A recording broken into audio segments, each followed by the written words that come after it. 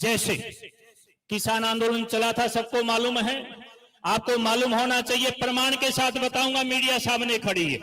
दोनों पार्टियां एक हैं, इसलिए पार्टी की आवश्यकता पड़ी है, नई पार्टी की आवश्यकता पड़ी है, गांव का, देहात का, सभी का मार्ग आगे बढ़ाने की आवश्यकता पड़ी है। जब कांग्रेस सत्ता में थी, अब कई लोग हमारी भाषा को सुनकर कहेंगे कि महाराज जी यूं कैसे कह सकते हैं कि दोनों पार्टियां एक जैसी हैं। मैं इसलिए कह सकता हूं कि जब कांग्रेस सत्ता में थी, किसी भी क्षेत्र का नेता हो, किसी प्रदेश का नेता हो, लेकिन वो कांग्रेसी था और वो सत्ता में था। उस समय भारतीय जनता पार्टी के लोग अर्धनग्न होकर, कमीज निकालकर, धूप में सड़कों पे जाकर प्रदर्शन किया करते थे, किसानों के लिए मांग किया करते थे। मैं उस बात को पूरा कर रहा हूं कि दोनों पार्टी एक जैसी हैं।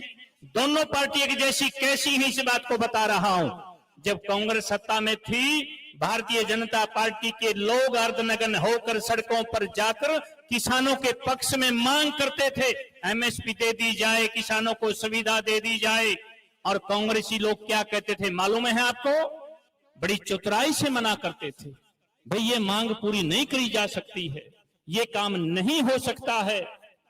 और जब वो कांग्रेसी लोग सत्ता से बाहर आ गए और वो बीजेपी के लोग सत्ता में चले गए, तो कमाल की बात यह है कि जो कांग्रेसी लोग मना करते थे, वो वही मांग फिर मांगने लग गए। जो कांग्रेसी लोग सत्ता में बैठे थे और जो यूं कहते थे कि ये किसानों की मांग पूरी नहीं हो सकती है, फिर वो मांगने लग गए। और उससे बड़ा कमाल हो गया, जो बीजेपी के लोग अर्धनग्न होकर किसानों के लिए मांग करते थे, वो फिर मना करने लग गए। सत्ता में जाने के बाद भाषा बदल गई है। इसका अर्थ यह है, जब ये सत्ता में होते हैं तब एक भाषा बोलते हैं, और सत्ता से बाहर होते हैं तब एक भाषा बोलते हैं। दूसरी बात, समाज का सत्यानाश किया है, सारी पार्टियों ने मिलकर किया है। पार्टी बनाने की आवश्यकता क्यों पड़ गई है? सारे लोग सोचते हैं नाली, पानी, खड़ंजा विकास बताने की बात करते, ये विकास की बात नहीं होती है। सरपंच जब गांव का बनता है, नाली, पानी, खड़ंजे का तो काम करता ही है, कोई थोड़ा कर दे, कोई ज्यादा करता है। विकास तो आने वाली जनरेशन को बचाने का होता है, आने वाले मार्ग को बचाने का होता है। इसलिए हमने पार्टी बनाने की आवश्यकता पड़ी है। आपको मालूम है कि समाज का कितना बड़ा बेड़ा गर्क सारी पार्टियों ने मिलकर किया है, सारे नेताओं ने मिलकर किया है। ये सारे लोग एक हैं, ये इकट्ठे बैठकर चाय पीते हैं, दिल्ली में अगल बगल में सबके घर होते हैं और बारी बारी राज करते हैं, मिलकर बात करते हैं और जनता को बेवकूफ बनाने का काम करते हैं। हमसे पूछा कि आपके पास ऐसा कौन सा मंत्र होगा? मैंने कहा कि जब हम जींद या रोहतक में आज तक हरियाणा प्रदेश की ऑन रिकॉर्ड बड़ी रैली करेंगे, क्योंकि हरियाणा प्रदेश में हमारा संगठन बन चुका है। आज हमारी रैली नहीं है, मैं मीडिया के माध्यम से बता देना चाहता हूं, रैली नहीं है, केवल कार्यकर्ता सम्मेलन है। टोटली हमारे पदाधिकारी यहां पर बैठे हैं, पदाधिकारी आए हैं। जब रैली होगी हरियाणा प्रदेश की आज तक सबसे बड़ी रैली होगी, इतिहास रचा जाएगा, रिकॉर्ड बनाया जाएगा। और इतिहास तो तब रचा जाता है, आज का जो ये कार्यकर्ता सम्मेलन है, आने वाली पीढ़ियों को आज के कार्यकर्ता सम्मेलन के बारे में बताया जाएगा, पढ़ाया जाएगा, चर्चा हुआ करेंगी और इतिहास में वो बात जाया करती है। अभी मेरी नजर पड़ी है, हमारे विकलांग प्रकोष्ठ के प्रदेश अध्यक्ष पवन जांगड़ा हमारे सामने, तालियों से एक बार स्वागत किया जाए।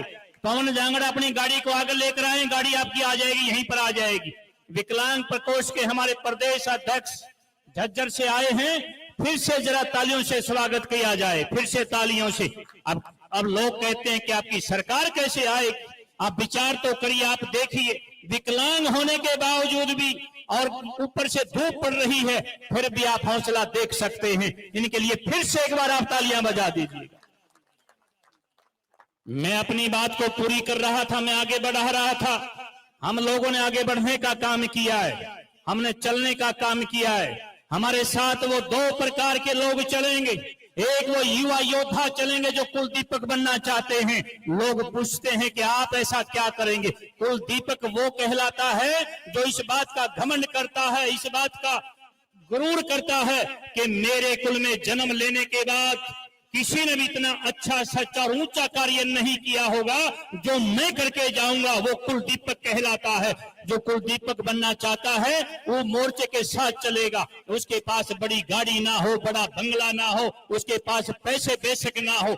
मेरे से मीडिया बार बार पूछती है, बाबा जी पैसे कहां से लाओगे चुनाव लड़ने के लिए? बाबा जी रुपया कहां से लाओगे मुकाबला करने के लिए? बड़ी बड़े धुंधर हैं, बड़ी बड़ी पार्टियां हैं, आप कैसे मुकाबला करोगे? मैंने कहा इनसे हमारा कोई मुकाबला नहीं है। ये सारी की सारी पार्टी वाले लोग बेईमानी की लड़ाई का मुकाबला करते हैं। हरियाणा प्रदेश को लूटकर धन की गाड़ियां भरने का मुकाबला करते हैं। जनता को, दुनिया को नीचा दिखाने का मुकाबला करते हैं। इनसे हमारा कोई मुकाबला नहीं है। हमारा तो नया रोड बना है, आज रोड़ा डाला है, आज ही मिट्टी डाली है, इस पे गाड़ी दौड़ाएंगे। और एक बात का और आपको लाभ होगा, इनका पक्का घोड़ा है, बेईमानी की लड़ाई है, इनका एक्सीडेंट होगा। हमारा कच्चा रोड है, गाड़ी धूल उठती जाएगी, पता भी नहीं चलेगा कब इस वेंकट हाल से निकलकर चंडीगढ़ में चली जाएगी। लोग मेरे से पूछते पैसा कहां से लाओगे? कमाल की बात है। इसका मतलब चुनाव केवल पैसे वालों का है। कमाल की बात है, बगैर पैसे वालों का कोई जमाना नहीं है क्या? मैं कहता हूं इस बार सारे पैसे वाले बनाम जनता का चुनाव होगा। ये सारी पार्टी बनाम जनता का चुनाव होगा। इसलिए जनता के लिए, जनता के द्वारा जनता कल्याण मोर्चे का गठन हुआ है और इन सारे लोगों को घर बिठाने का संकल्प हुआ है।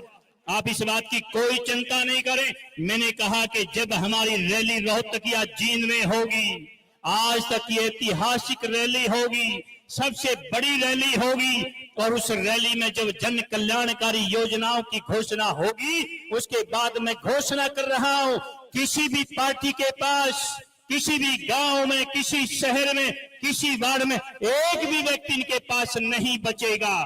इनके पास क्यों नहीं बचेगा? मेरे से पत्रकारों ने पूछा कि महाराज जी आप ऐसा कौन सा मंत्र लड़ाएंगे कि किसी के पास कोई आदमी नहीं बचेगा? इसलिए नहीं बचेगा। सारी पार्टियां योजना बनाती हैं केवल अपनी पार्टी को बढ़ाने की। सारे नेता लोग योजना बनाते हैं अगला चुनाव जिताने की।